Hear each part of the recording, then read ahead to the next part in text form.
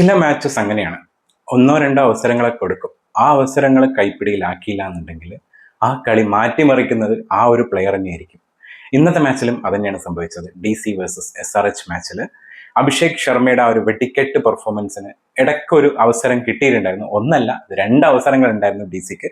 പക്ഷെ ആ 2 ക്യാച്ചും ഡ്രോപ്പ് ചെയ്തപ്പോൾ കളി SRH കൊണ്ടുപോയി, അല്ലെങ്കിൽ അഭിഷേക് ശർമ്മ തന്നെ കംപ്ലീറ്റ്ലി കൊണ്ടുപോയി എന്ന് പറയാം. 68 ബോളിൽ 135 നോട്ട് ഔട്ട്, അതും ടീമിന്റെ ടോട്ടൽ 242, 2 വിക്കറ്റ്. അവസാനത്തോട്ട് ഒരു ഉഗ്രൻ ക്യാമിയോ ആയിട്ട് ഹെൻറിച്ച് ക്ലാസിനും വന്നു. 13 ബോളിൽ 37 റൺസ്. സംഭവം അതാണ്, കളിയിൽ വരുന്ന മാറ്റങ്ങൾ. ഓരോ മൊമെന്റവും ബ്രേക്ക് ചെയ്യാനും പറ്റണം, ആ ഓരോ മൊമെന്റവും കണ്ടിന്യൂ ചെയ്യാനും പറ്റണം. കണ്ടിന്യൂ ചെയ്യുന്ന ടീമായിരിക്കും എപ്പോഴും വിജയം കണ്ടെത്തുക. അതുപോലെ തന്നെ ആ ഒരു മൊമെന്റത്തിനെ ബ്രേക്ക് ചെയ്യുന്ന ടീമിനും വിജയം കണ്ടെത്താൻ പറ്റും.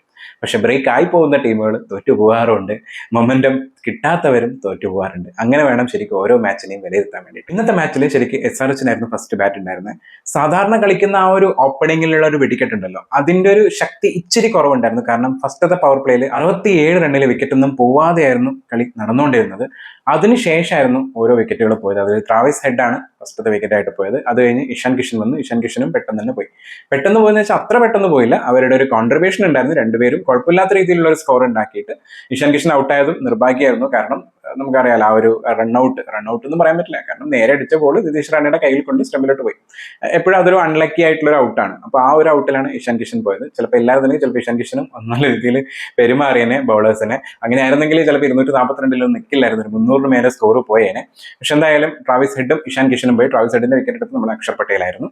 ആ ഒരൊറ്റ വിക്കറ്റാണ് SRHന്റെ ബൗളേഴ്സ് ആയിട്ട് ശരിക്കും എടുത്തിട്ടുള്ളത്. മറ്റേത് റൺഔട്ടിലാണ് ശരിക്കും പെടുക. അപ്പോൾ അതുകൊണ്ട് 2 വിക്കറ്റ് മാത്രം പോയിട്ട് അവസാനം തൊട്ട് ഹെൻറിച്ച് ക്ലാസിനും വന്ന് നന്നായിട്ട് തന്നെ ബൗളേഴ്സിനൊക്കെ പെരുമാറി. അങ്ങനെ 242-ൽ 2 വിക്കറ്റ് നഷ്ടത്തിൽ അവർ കൂറ്റൻ സ്കോർ എന്ന് തന്നെ പറയാം. അത്ര കാരണം 200 മേലെ വരുന്ന സ്കോറൊക്കെ ചേസ് ചെയ്യുന്ന സമയത്ത് കുറച്ച് ടഫാണ്.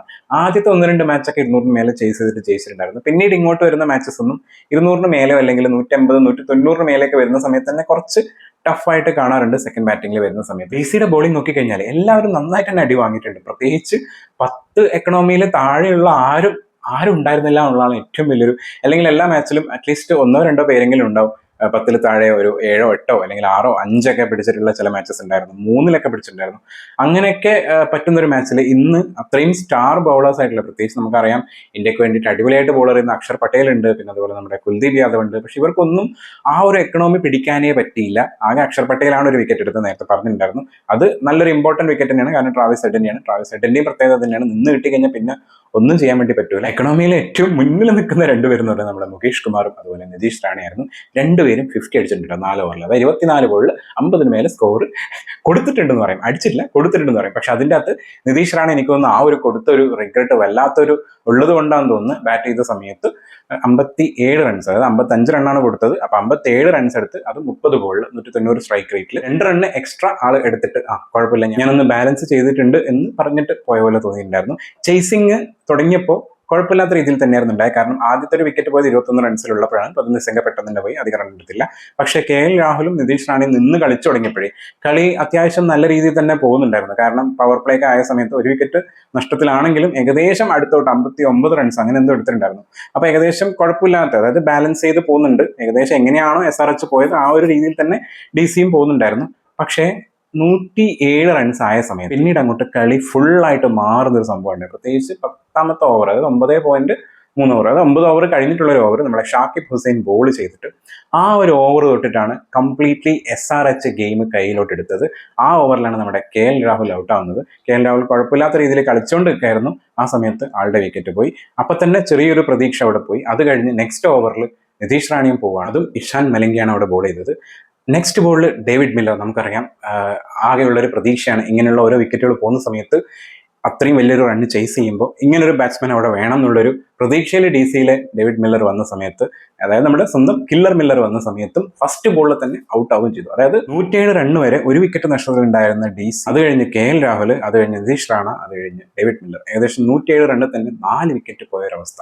അതായത് ആ ഒരു 107 ഭയങ്കരമായിട്ടുള്ള ഒരു ശാപം പിടിച്ചൊരു സ്കോറിൽ എത്തിയ ഒരു അവസ്ഥയായിരുന്നു ഉണ്ടായത്. പിന്നീട് നമ്മുടെ സമീർ റിസിയും അതുപോലെ തന്നെ സ്റ്റബ്സും രണ്ടുപേരും നമുക്കറിയാം ഒരു ചേസ് മാസ്റ്റേഴ്സ് ആണ്.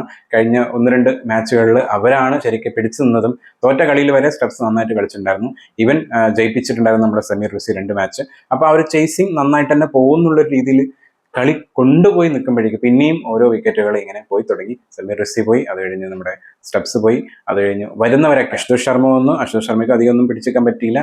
അങ്ങനെ വരുന്ന ഓരോ പ്രതീക്ഷകളും അധികം നേരം നിൽക്കാണ്ട് തന്നെ ക്രീസ് വിട്ട് പോകുന്ന സമയത്ത് ഏകദേശം DC-യുടെ കളി തോൽവിയിലോട്ട് ഇനിയിപ്പോൾ വേറെ ഒന്നും നോക്കാനില്ല എന്നുള്ള രീതിയിൽ മാറിയിട്ടുണ്ടായിരുന്നു. അങ്ങനെ 9 വിക്കറ്റ് നഷ്ടത്തിൽ 195 റണ്ണ് മാത്രമേ എടുക്കാൻ വേണ്ടി പറ്റിയിട്ടുണ്ടായിരുന്നല്ലോ. SRHന്റെ ബോളിംഗ് പെർഫോമൻസ് നോക്കിക്കഴിഞ്ഞാൽ കംപ്ലീറ്റ് ഇമ്പാക്ട് ഉണ്ടാക്കിയത് ഇഷാൻ മലിംഗയും അതുപോലെ തന്നെ നമ്മുടെ ഷാക്കിബ് ഹുസൈനുമാണ്. കാരണം കളി DC-യുടെ കയ്യിൽ നിന്ന് പിടിച്ചു വാങ്ങിയത് ഷാക്കിബ് ഹുസൈൻ ആണെങ്കിൽ ഇഷാൻ മലിംഗയാണ് അതിൻ്റെ ഒരു ഇമ്പാക്ട് ഒന്നും കൂടി മൂർച്ച കൂട്ടിയത്. കാരണം 2 വിക്കറ്റ് അത്യാവശ്യം നല്ല എക്കണോമിയിൽ ഇഷാൻ മലിംഗ എടുത്തു. ഷാക്കിബ് ഹുസൈൻ 1 വിക്കറ്റ് എടുത്ത് ആ ഒരു ബൗളിംഗ് പവറിന്റെ മൂർച്ച കൂട്ടി എന്ന് തന്നെ പറയാം. ഈ 2 ഇമ്പാക്ട്ഫുൾ ബൗളേഴ്സിന് കട്ട സപ്പോർട്ട് കൊടുത്തിട്ടുള്ള 2 ബൗളേഴ്സും കൂടിയായിരുന്നു മധുശങ്ക അതുപോലെ തന്നെ നമ്മുടെ ഹർഷ് ഡൂബെ. കാരണം മധുശങ്ക ആ ഒരു ഫസ്റ്റ് ഇമ്പാക്ട് ശരിക്കും കളിയിലോട്ട് ഫസ്റ്റ് കൊണ്ടുവന്നത് SRHനെ കൊണ്ടുവന്നത് മധുശങ്കയായിരുന്നു. സമീർ റസി അത്യാവശ്യം നല്ല രീതിയിൽ കളിച്ചുകൊണ്ടിരിക്കുമ്പോൾ ആൾ ഔട്ടാക്കിയത് നമ്മുടെ ഹർഷ് ഡൂബിയാണ്.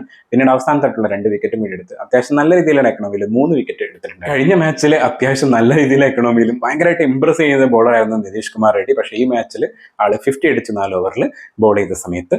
അതുകൂടാണ്ട് നമ്മുടെ ശിവാങ് കുമാർ ഉണ്ടായിരുന്നു. ശിവാങ് കുമാറാണ് കഴിഞ്ഞ മാച്ചിൽ CSKയുടെ കൂടെ അത്യാവശ്യം റൺസ് ഒന്നും കൊടുക്കാണ്ട് പിടിച്ചു തന്നത്. പക്ഷേ ഈ മാച്ചിൽ 2 ഓവറിൽ തന്നെ 28 റണ്ണ് കൊണ്ട് 14 എക്കണോമിയിൽ ഇനിയും 2 ഓവർ എറിഞ്ഞിട്ടുണ്ടെങ്കിൽ ചിലപ്പോൾ 50 ആളും അടിച്ചേനെ എന്ന് തോന്നി. ഇന്നത്തെ മാച്ച് ഒരു ത്രില്ലർ മോഡിലോട്ട് പോകുന്നു തോന്നിയില്ല. കാരണം ഏകദേശം ആ ഒരു 10 ഓവർ കഴിഞ്ഞ് 11ാമത്തെ ഓവർ ആയപ്പോൾ തന്നെ കളി ഏകദേശം ഒരു തീരുമാനത്തിലോട്ട് എത്തിയിട്ടുണ്ടായിരുന്നു. പക്ഷെ എന്നാലും ചെറിയൊരു ഹോപ്പ് ഉണ്ടായിരുന്ന സ്റ്റബ്സും സമീർ റസിയും കളിച്ചുകൊണ്ടിരിക്കുമ്പോഴായിരുന്നു. പക്ഷേ സ്റ്റബ്സ് അവിടെ ഔട്ടായപ്പോൾ തന്നെ ഏകദേശം മനസ്സിലായി ഇനി അങ്ങോട്ടൊന്നും നടക്കാൻ പോകുന്നില്ല എന്നുള്ളത്. കാരണം വിക്കറ്റുകൾ എത്ര പോകുന്നു അത്രയും പ്രഷർ DC-യുടെ കയ്യിലോട്ട് എത്തിയിട്ടുണ്ടായിരുന്നു. ഇന്നത്തെ മാച്ചിന്റെ വിജയത്തിൽ full credit goes to Abhishek ശർമ്മയാണ്. അതുപോലെ തന്നെ ഇഷാൻ കിഷനും ഉള്ളതാണ്. കാരണം ഇഷാൻ കിഷന്റെ ആ ഒരു ക്യാപ്റ്റൻസി, കറക്റ്റ് ടൈമിങ്ങിലുള്ള ബൗളേഴ്സിനെ കൊണ്ടുവരുന്നതും ആ കറക്റ്റ് ടൈമിലുള്ള ഇടവിട്ടുള്ള ഓരോ വിക്കറ്റ് എടുക്കുന്നതും അതിൽ കറക്റ്റ് പോയിന്റിംഗ് ആയിട്ടുള്ള ഒരു ക്യാപ്റ്റൻസി ഇന്ന് കാണാൻ വേണ്ടി പറ്റി. പ്രത്യേകിച്ച് ഞാൻ അത്രയും ഇംപ്രസ്ഡ് ആയത് ഇന്നത്തെ ആ ഒരു 10 ഓവറിന് അടുപ്പിച്ചുള്ള ആ 2 ഓവറാണ്. ആ 2 ഓവറിലാണ് ഫുള്ള് കളി ടേൺ ആയത്. അതിന് great claps goes to Ishan Kishan. എന്തായാലും SRH ടേബിളിന്റെ 3ാം സ്ഥാനത്ത് എത്തിയിട്ടുണ്ട്.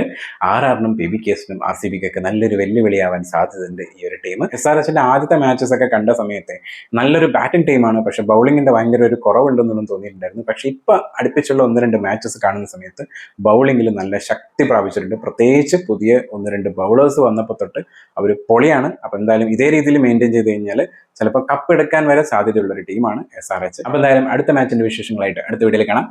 ബൈ.